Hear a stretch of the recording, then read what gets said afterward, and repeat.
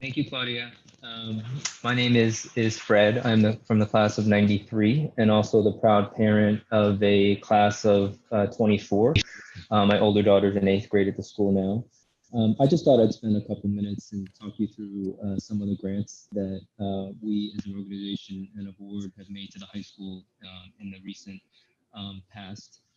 If you go to our webpage, you'll see the link for the types of projects we funded. So I won't touch on all of these in detail.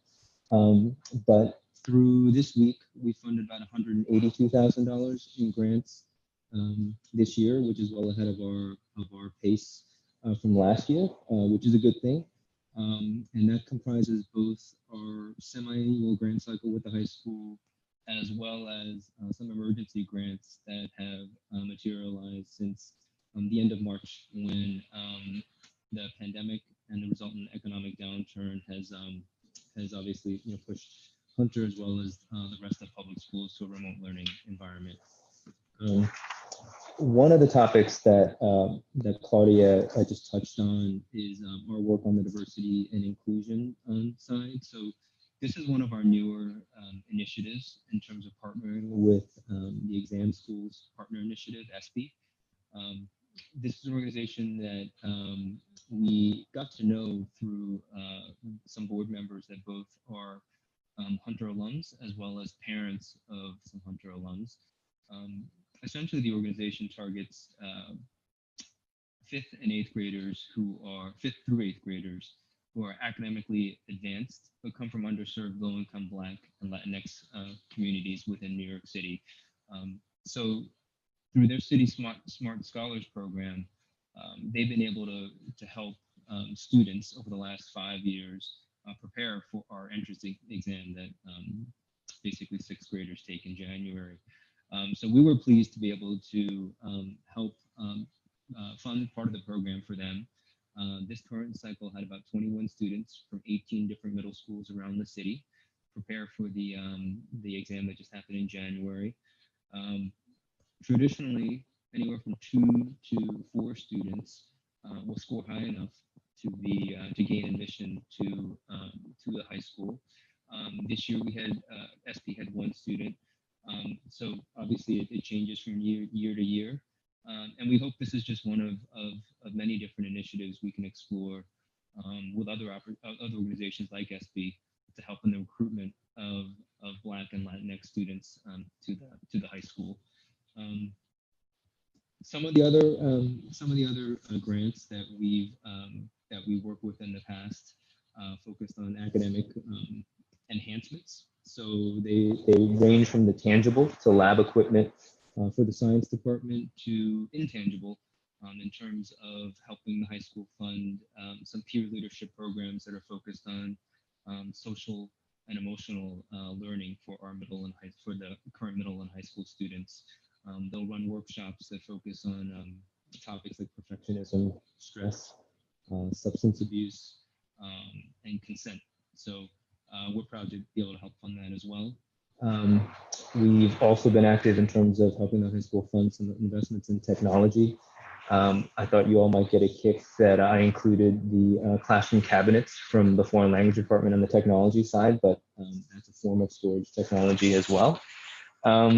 And then finally, on the student enrichment side, we've worked with the high school in terms of funding the Visiting Artist Series, where outside artists come to teach master classes, whether it's to the senior jazz ensemble, junior orchestra, chorus, or arts classes. So that's been very rewarding for us as well. The last slide on the grant side, I touched on a little bit in terms of emergency grants and the founding of our emergency fund a few weeks ago. And this stemmed from a discussion with Lisa Sigmund, the director of Hunter Campus Schools, who you'll hear from in this program later on this afternoon. We spent some time with Lisa in early April and realized that as the high school went to a fully remote program by the third week of March, that there would be needs as substantial as laptops and headphones for students that didn't have that technology to how to really adapt the rich and deep curriculum at the high school to a virtual world.